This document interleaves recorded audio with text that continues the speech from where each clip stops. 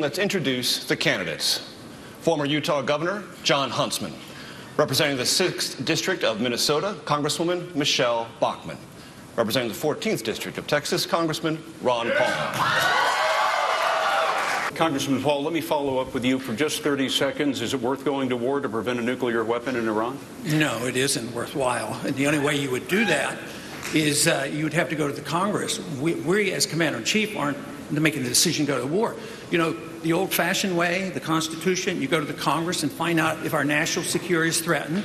And I'm afraid what's going on right now is similar to the war propaganda that went on against Iraq. And, you know, they didn't have weapons of mass destruction, and it was orchestrated, and it was, to me, a tragedy of what's happened these last 10 years, the death and destruction, $4 trillion in debt. So, no, it's not worthwhile going to war. If you do, you get a declaration of war, and you fight it, and you win it, and get it over with. Thank you, Congressman.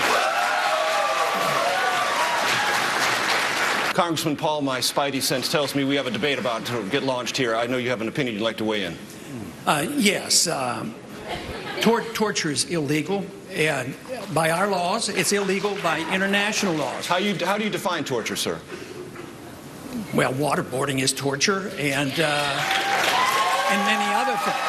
It's illegal under international law and under our law. It's also immoral, and it's also very impractical. There's no evidence that you really get reliable evidence. Why would you accept the position of torturing 100 people because you know one person might have information? And that's what you do when you accept the principle of